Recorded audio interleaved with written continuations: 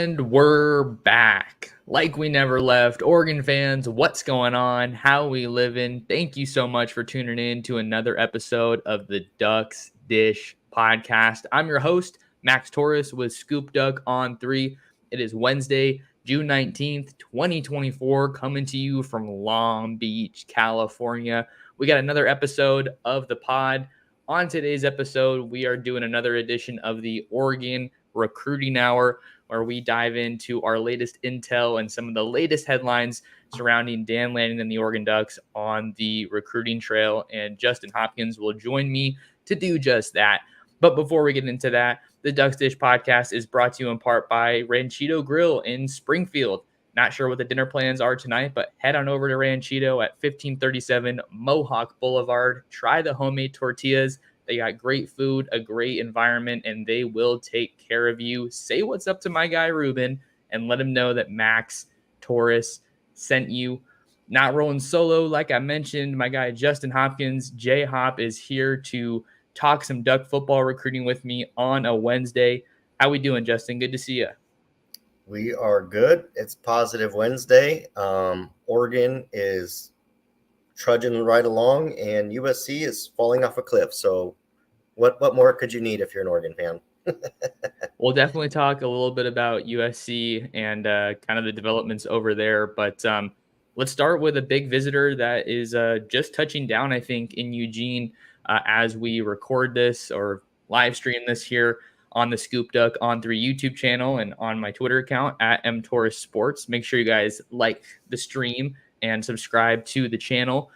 2026's number one player in the country, defensive lineman Jakeem Stewart out of Reserve, Louisiana, St. Augustine, is in Eugene as we speak for an unofficial visit, coming off of a trip to USC yesterday for a camp with the Trojans. I got a full update with quotes from Jakeem over on Scoop Duck, so go and check that one out. Give it a read if you haven't. You can try us out for just $1. It gets you 3 months of Scoop Duck. But Justin, I mean, this weekend is huge with all the official visitors coming in. But as far as unofficial visitors and someone in the 26 class, the names literally couldn't get any bigger.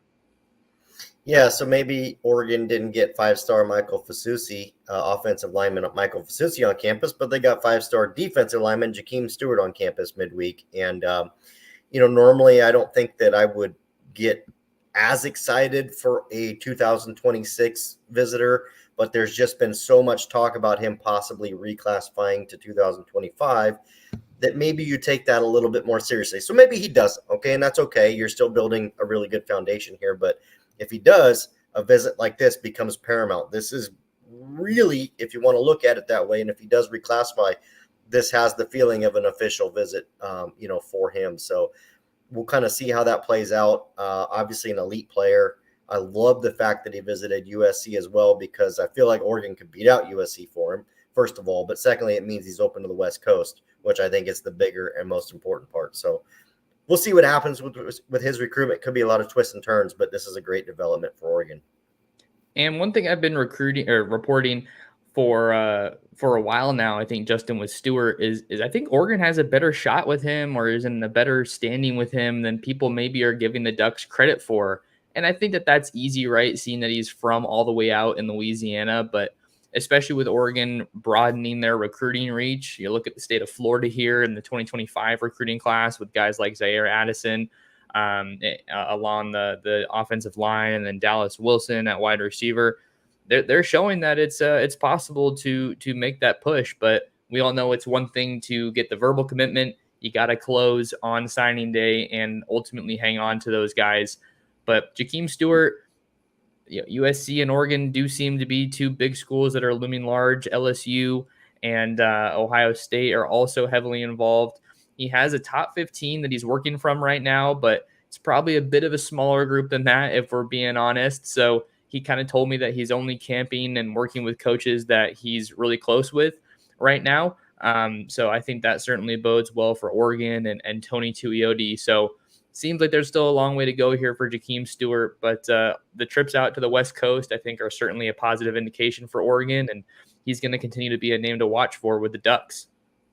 Yep. Best of all with this trip and it being midweek is he'll have all of the coaches' attention for himself. So that'll be nice for him to be in Eugene and basically have all of those coaches really just focused on him. So another feather in the cap for the Ducks. Well, since he was just at USC, let's take a second here, Justin, to talk about some overlap or just an important development as it pertains to recruiting in the 2025 cycle.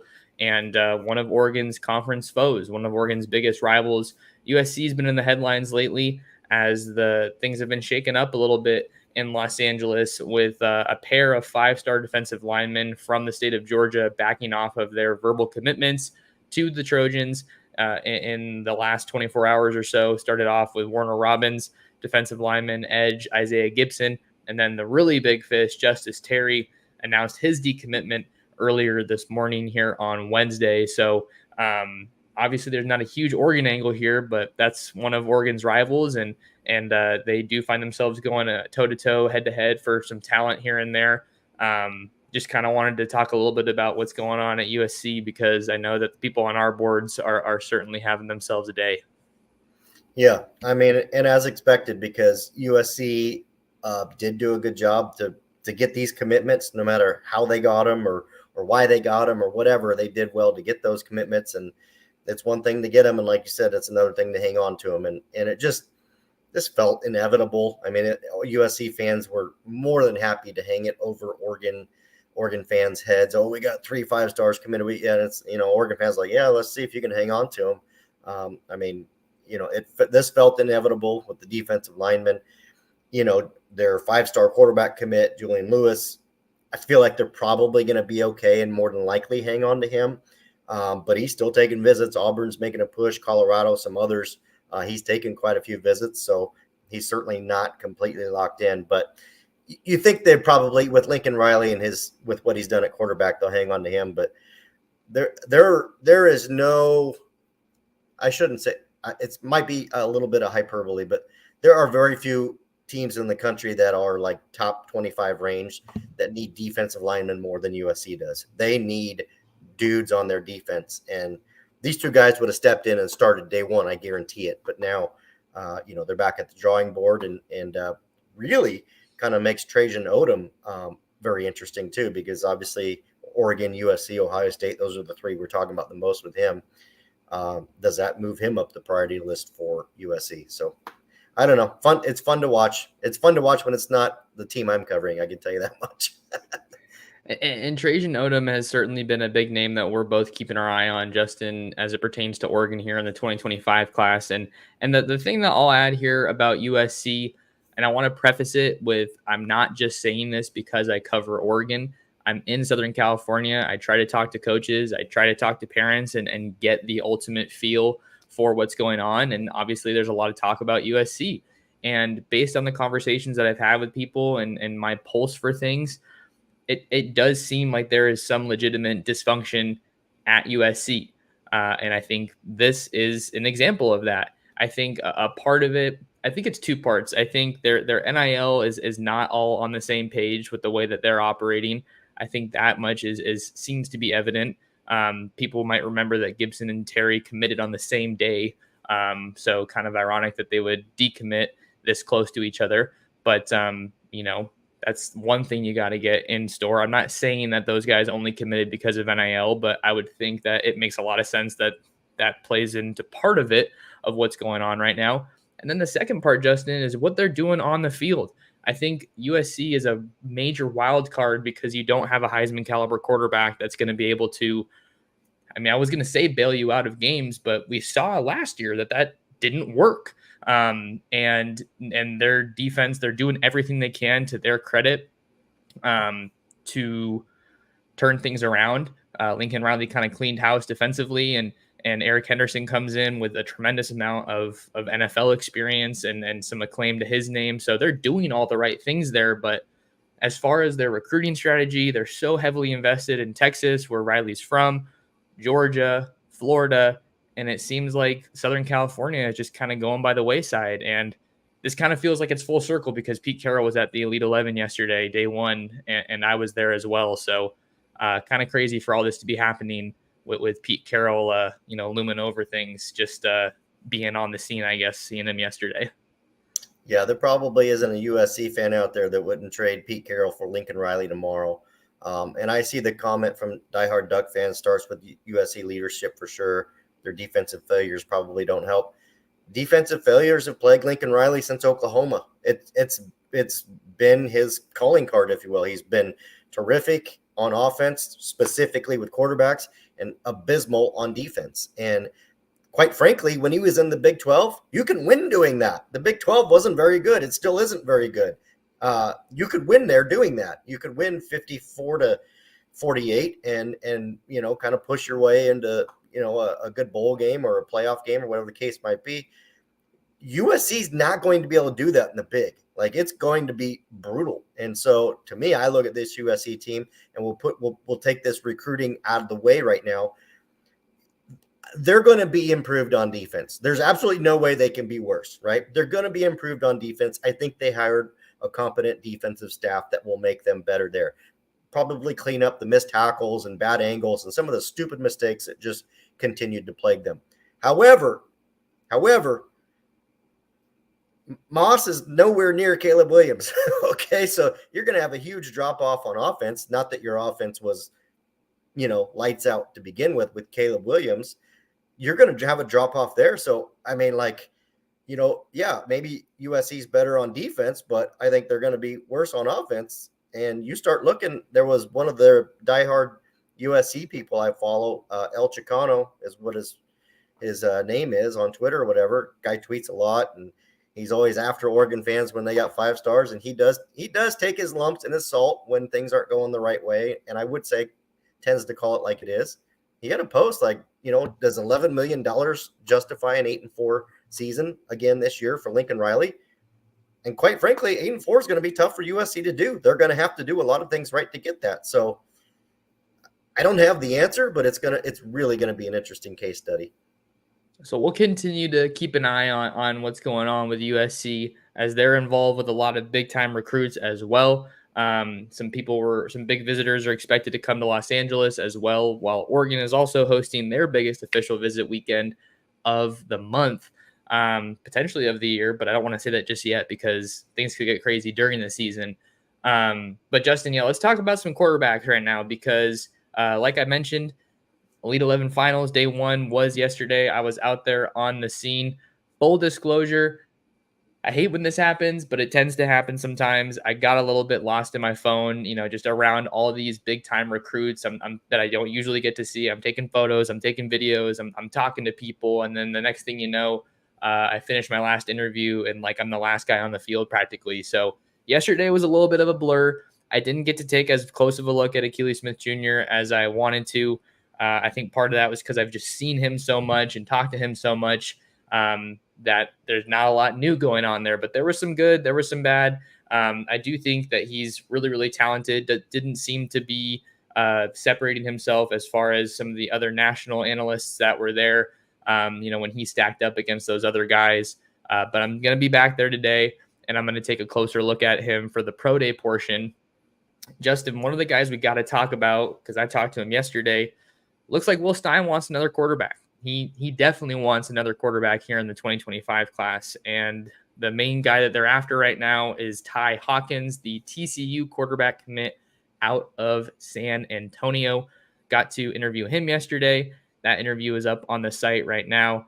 But what do you make of this development, Justin, with Oregon going after Ty Hawkins, specifically after Keelan Russell committed to Alabama? I think this, okay, and it's not specific to Hawkins, maybe more of the second quarterback strategy. First off, is Akili Smith Jr. ready to come in and start day 1? Probably not, and that's okay. That's not me being, negative towards Akili Smith Jr. A lot of these guys at the Elite 11 aren't going to be ready to come in and start day 1 at the programs that they're going to attend. So again, that's not a negative. Secondly, okay, Oregon's quarterback room right now today is among the very best and deepest in the country, okay? But let's fast forward to next year. Dillon Gabriel's going to be gone, has to be gone. We know he's leaving, okay? Does that automatically mean it's the Dante Moore era? Maybe, possibly. We don't know. But if you look at it right now behind Dante Moore, Dylan Gabriel's gone. Okay. It's basically Luke Moga and Austin Novosad. And in today's college football, you absolutely run a risk of either one of those guys potentially, or even both, worst case scenario, transferring. Maybe they see Dante Moore's the guy and Novosad's decided, hey, I've sat around here long enough. I'm going to go see if there's a greener pasture out there somewhere. And you don't blame him. It's not a bad thing. I'm not picking on him, but it's probably going to be really tough to beat out Dante Moore if I had to guess. If you're Novosad, I'm not saying he's transferring. That's not what I'm saying. I think Oregon's trying to be prepared, right? Trying to be prepared in all phases. Okay, so again, we fast forward and Dante Moore is there and Dylan Gabriel's gone and maybe one of those two guys transfers. Okay, that's not a lot of quarterbacks. And I know they could go into the transfer portal, but that's not really a great transfer portal opportunity at that time because you've got Dante Moore, who seems like the successor. If you're wanting to go get the next Dylan Gabriel, Bo Nix, whatever, the guy, he's not going to want to come in and sit behind Dante Moore. So it creates kind of this little pocket that I think Oregon's trying to be prepared for. It's not an indictment on Akili Smith Jr. It doesn't mean Austin Novosad or Luke Moga is transferring.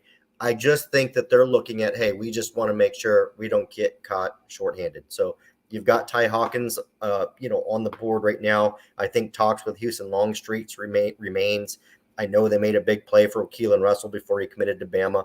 I think they're just trying to be prepared. Ty Hawkins looks like a great fit. Reminds me way more of Luke Moga, who they signed last year. Seems like that's kind of the guy that Will Stein likes. He likes those guys that can run a little bit, I think. And so Ty Hawkins looks like a great option. And I wouldn't fault Oregon for taking two here if they can get it done. And I see why they would.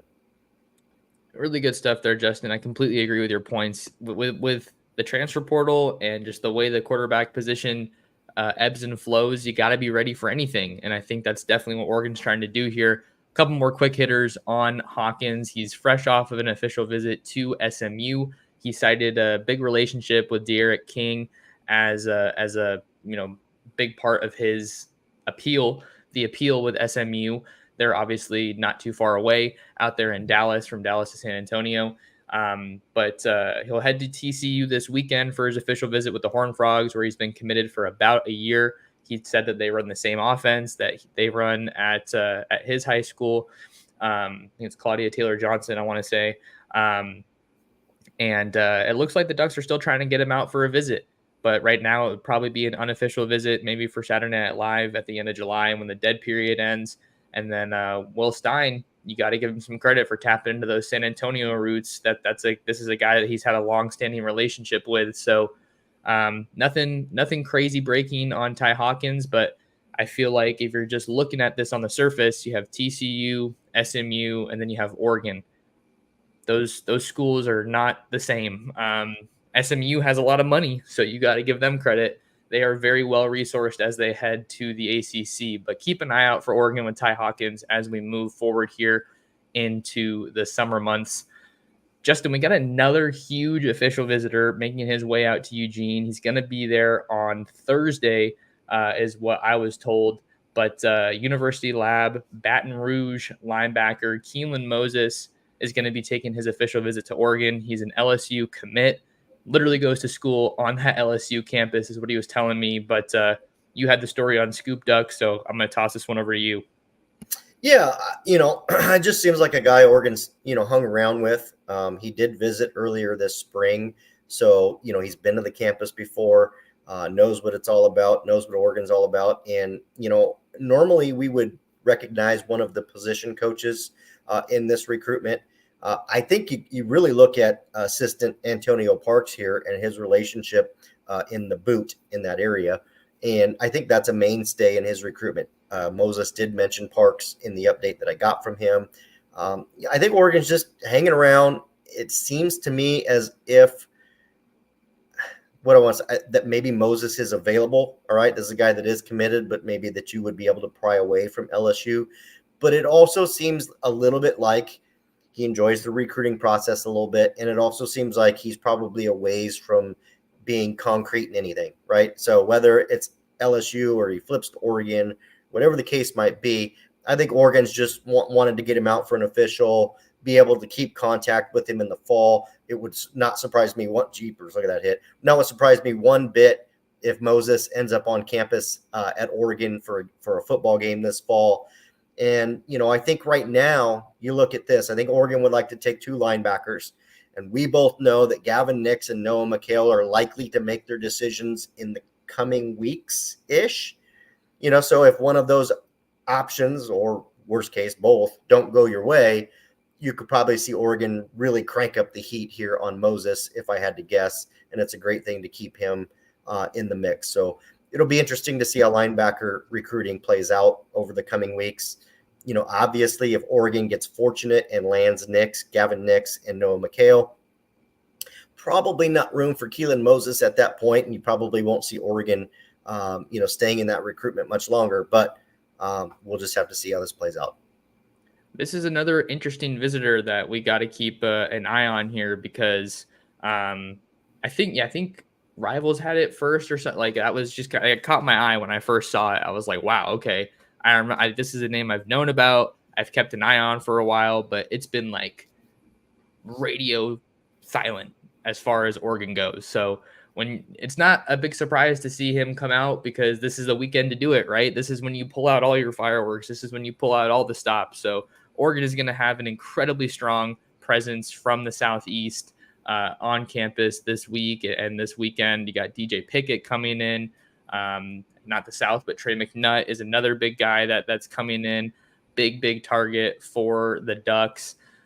So plenty to keep an eye on here, Justin. I think the other names worth watching, we said McHale, Nix for linebacker. Justin Hill, I think, is another one out of the Cincinnati area. I believe he's supposed to take his visit to Oregon this weekend, but it seems like the Ducks have some ground to make up there with Ohio State being a big player in that recruitment. So Keelan Moses, big time visitor. Go check out Justin's story over on Scoop Duck. We're rocking and rolling here on a Wednesday, Justin, having a blast. We're here on the Scoop Duck YouTube channel. So make sure you guys like the stream and comment. Let us know what you're thinking. Maybe ask a question in the live chat. Gonna go off script here a little bit, Justin. Where do we want to go next? There's plenty to talk about, that's for sure. Gosh, man, I don't even. Gavin Nix. How about Gavin Nix? And I know we talked about him a little bit yesterday, but I was able to get on the phone with him, and it was hard to get a hold of Gavin Nix because he had a lot of trouble getting back home from his official visit to Oregon, which in my opinion is never ideal. He got stuck up in Seattle, had to spend the night in Seattle, and was fortunately able to make it back the next day, but it was a day later than originally planned. So that's never really been great for Oregon, but it's not the kiss of death by any means. I think Miami is probably the biggest competition here for Nix.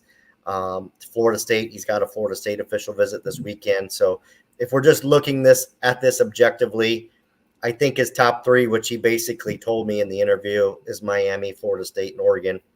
One of those is not like the 2 others, right? And it's clearly Oregon. The Ducks are not in the state of Florida and nowhere near it. Now, I did just go ahead and ask a tough question about distance, and Nick said, hey, look, if distance was going to be a big hurdle, I wouldn't have taken this visit. So he did give a great answer, and I do appreciate the response. But, again, I think Oregon, I don't think they have to climb uphill. I think it's just, as I've mentioned with other recruits before, when you get down to the final hours before the dotted line, if you will, that distance hurdle becomes something that mom talks about a little bit more and dad talks about a little bit more. And you think about, I'm not going to get to have Thanksgiving with mom and dad or whatever, you know what I mean? That stuff kind of enters your brain. So you just kind of wonder how that plays out with Nix. I think at the end, there's a great shot that this comes down to Oregon and Miami. And it will just, to me, it feels like distance is going to be the hurdle that Oregon's going to have to overcome there. Gosh, it feels like a full circle moment there with Mario and Lanning potentially battling for a big time recruit. Maybe Oregon has a little bit of some juice because of Lanning and the defensive minded coach and what they're able to do, putting some linebackers in the league lately. But I totally agree with you, Justin. The distance factor always seems to come into play when it comes down to, do I really want to leave my family for that? Everyone can say that they're open to it and it's not that big of a deal. And like, I'm going to have to do it in the pros, this, that, and the third. I'm sure you've heard all of it, but it's just tough. It's really tough to get guys out of Florida and out of IMG specifically, Justin. I think that would be, if the Ducks were able to get Gavin Nix, like that to me would be another indication, another sign that we've entered this different era of Oregon football recruiting. And the Ducks have put in their work. Obviously, they got him out for an OV. That was huge. He was also on campus for an unofficial earlier this year, I want to say in the spring. And I think Brian Michalowski went out to see him in Florida at IMG during the spring evaluation period. So in the event that they aren't able to ultimately land Nix, it certainly won't be for a lack of effort. But he's a really fun interview, a great guy to talk to for sure. And it feels like some of these dominoes are kind of set to start falling here in the coming weeks, Justin, right? With Noah McHale set to announce on June 30th. He'll head to College Station for his last official visit before he decides between Oregon, USC, and A&M. I still feel good about my Oregon pick there, but you got to see what happens. You can never really count out A&M with what they've been able to do in recent years and Mike Elko. But Gavin Nix, he's a big-time target that you got to keep an eye on for the Ducks. Seems like we got a little bit more clarity about where things stand with him. Anything else to add on Nix here before we move on? Maybe not Nix specifically. One thing on Nix specifically first is your initial point, which talked about Oregon's success at linebacker, Dane Lanning's experience at linebacker, B. Mike's experience at linebacker. He mentioned all of those things specifically, and his fit into this Oregon defense. So I will say this: I feel as if Oregon was in the state of Florida somewhere, he'd probably Oregon's to lose. For sure. And so, again, we're going to come down to that distance. The second thing, which maybe moves us, I don't know if you had something up next, but maybe this moves us into a different topic. I loved, and I posted it on the site, the quote from Josh Pate, which basically said, recruiting in the deep end is not for the faint of heart, right? It's a totally different animal. And so I think you and I would love to sit here and say, hey, look, Oregon leads for this guy and Oregon leads for this guy, and they're going to get this guy. And I'd love to make those bold predictions. But to be honest, when the stakes are this high and the caliber of recruit that Oregon is going after and in the game for is the stakes are so big, it becomes increasingly more difficult to do that. And I guess my point to that is most of these guys that you look at, whether it's DJ Pickett, it's Trey McNutt, or it's Michael Fasusi or Michael Terry, and I'm just listing off 5 stars, right? These are elite dudes, and Oregon's name is probably in the top 3 for all of them at worst. You don't see many predictions rolling in from anybody on any service on these guys recently. Okay. Maybe a few here and there, but you get my point. The stakes are high and everybody's kind of like trying to figure out, who's the team to beat and who's in there. And again, it's not for the faint of heart. Oregon's going to miss on some of these 5 stars. Absolutely book it. They're not going to land every 5-star. Okay. And it's not the end of the world because the only way you get these guys in the first place is by taking a swing at them. So, just enjoy the ride and understand that you're now swimming in the deep end of recruiting, which is exactly where you want to be. Yeah, and that's just the way it goes. Like we haven't seen Oregon in contention for this many 5 stars. So I know like you've been saying with like the Ohio State DBs, like they can't get all of them. Oregon can't get all of these guys, but that's why they set up shop on the West Coast where it's more realistic. And then you keep pushing yourself east. You go into Texas where you have a bunch of ties. You've had a great pipeline there. Okay. Push a little bit further east, and then that's what you're seeing them do with guys like DJ Pickett and Zaire Addison and Nix, who we just talked about. So there's no shortage of examples, but this is the Ducks really trying to push the envelope, but you're gonna miss at some point. It's just how it goes. What do you say we get to some of these questions here in the live chat, Justin, before we get out of here for today? Bring it. All right, here we go. Question from T Duck. T Duck asks, "Who's the next commit?" We have 2 dates that we're working from. 2 dates for 3 guys. I think some combination of Noah McHale on June 30th, right? Deshaun Brame on June 29th. And then more recently, Amarion Robinson. Come on, Max. From the big time safety out of Arkansas. He's supposed to come off the board on June 29th as well. I don't know if I'm missing anybody. I don't think I am, but some combination of those ones. I feel best about McHale right now. Maybe Brame, probably McHale. I'd say McHale.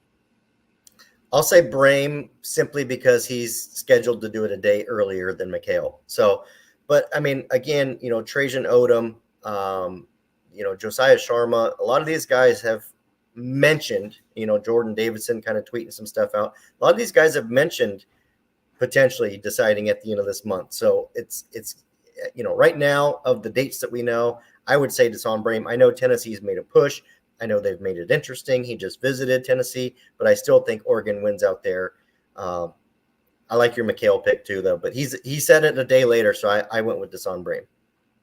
Okay, so yeah, I think we're kind of on the same page there. I think the momentum, at least publicly, for Brame and Oregon has been out there a bit longer.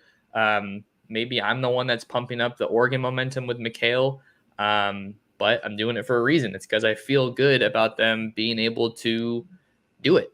So we'll have to see. Davison's another one to keep an eye on. I don't know why some people think Michigan's still involved there. I think that's pretty solidly Oregon and Ohio State, but I'm not on the Michigan beat, so I'm not talking to the Michigan sources. Let's get our next question up here. This one from Anton Z. I believe he's a longtime listener, viewer of the program. Who's the front runner for DJ Pickett? Justin, you want to start with this one? That's a legit question. Like, that's a really tough question. I think that it's my heart that wants me to say Oregon.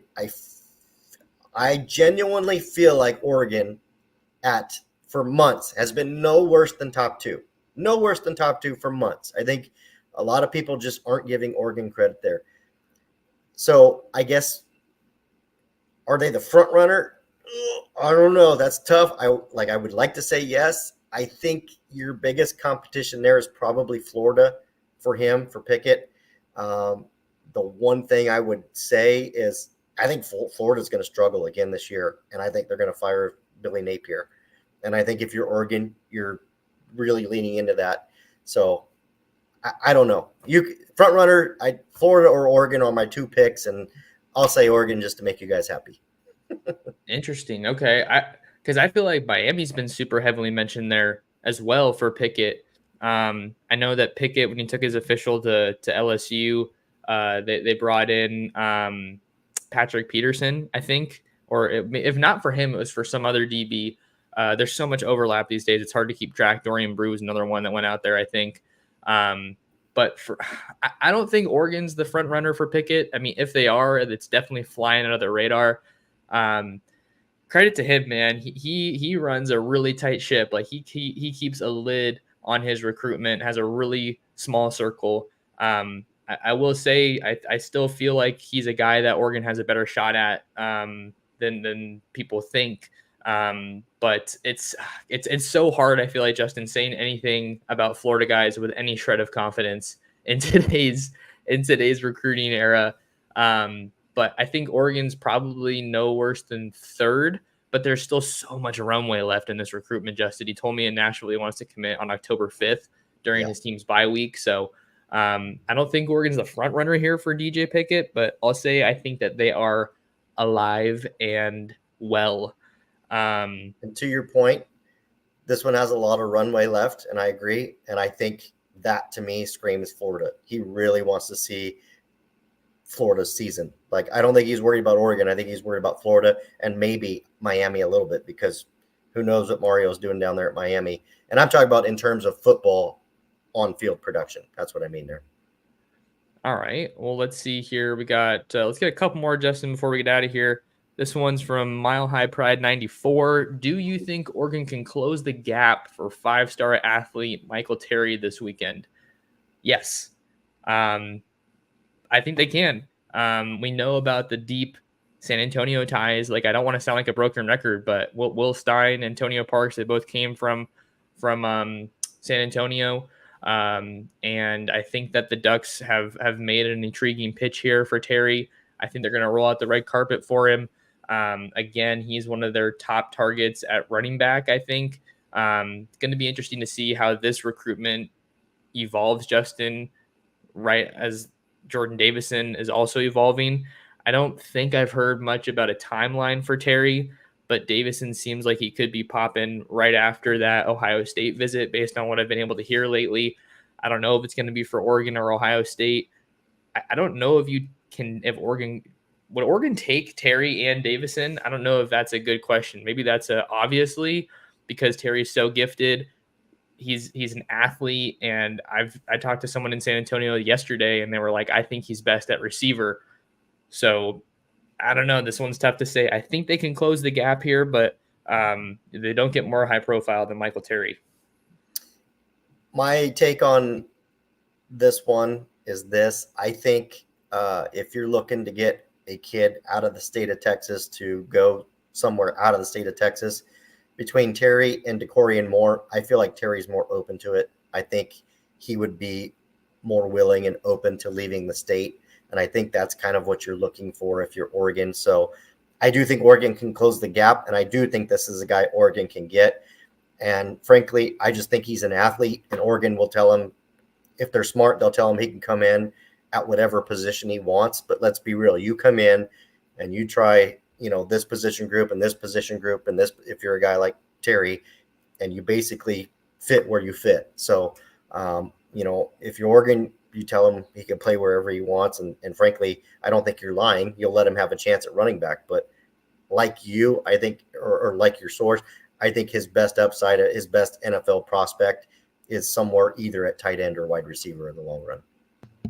We'll see what the Ducks can do when they host Michael Terry for his official visit. Also took a recent trip to Texas. So obviously Steve Sarkisian and the Longhorns are a threat as well. Let's see. The last one here, we'll go back to diehard Duck fan. I think people want to know if there are any new big offensive line targets we should look out for in the 2025 class. I don't think there's anything crazy new there, but just to kind of run through the big names, Doug Utu was obviously a big one from Bishop Gorman, who was recently on campus. The Ducks already have commitments from Addison and Dimitri Manning. Juan Gaston is one to keep an eye on. I think he's taking his official visit this weekend based on the latest rumor or smoke I was seeing out there, I should say. I need to confirm that one myself. But Aaron Dunn is another one out of the state of Utah. He's a huge, literally huge offensive lineman that I think the Ducks have a great shot at, because Utah has been good to them and vice versa. So I think those are probably the main names to know, but I could be missing one or two, especially with Michael Fasusi, rescheduling things. It looks like he's going to come in the fall, but I think if that happens, it'll probably be as a Texas commit. Just saying. Yeah. I mean, obviously, Oregon's not going to get Josh Petty, who, they were eliminated from and whatnot. So, yeah, right now you're the biggest name out there for Oregon, on offensive line is Michael Fasusi, who, we both agree probably is on the long run here. So I don't think there's any new targets out there, and I don't think there needs to be. I mean, you got Zaire Addison, who you like. If you could somehow get Juan Gaston with them, those are two tremendous guys. Manning is probably a little bit of a developmental guy, but a lot of gifts there to work with. And if you could get Utu or Aaron Dunn or Austin Pay or any one or two of those three, I mean, that's a really, really good offensive line class. I almost guarantee you're hitting the transfer portal for at least one experienced offensive tackle in the offseason, possibly more. So you start to look at that class as a group and you think, that's pretty good. So I don't think there's any out there unknown. I also don't think there needs to be either. There you have it. There's our latest on Oregon's offensive line targets in the 2025 class. Justin, we are coming up on 40 minutes. Any final remarks before we get out of here? No, just that we appreciate the support of everybody. I know we say it every time, but it's not lost on us. You guys tune in, give us your time, send questions. Just keep sharing this as much as you can, because every little bit helps. But otherwise, thank you guys, and go Ducks. Yeah, the support has been phenomenal, especially here on the YouTube channel. We are going up in a big way, so make sure to continue subscribing. Really appreciate it. But if you want to find more of Justin, you can follow him on Twitter/X at JHopkinsSD. You can follow me on all social media platforms at MTorresSports. Check us out at scoopduck.com, where $1 gets you 3 months of access just leading up to the football season, when you're really going to want to be rocking with us. But football season is or recruiting never stops, even with the dead period coming next month. But there's so much going on at scoopduck.com and so many great interviews. Justin and I are putting in that work for the Duck fans all across the land. But last thing to ask of you guys, share the show, share the Ducks Dish podcast with your friends, with your family, and with other Duck fans. But that'll do it for us. Thank you guys so much for tuning in, and we'll see you in the next episode of the Ducks Dish podcast.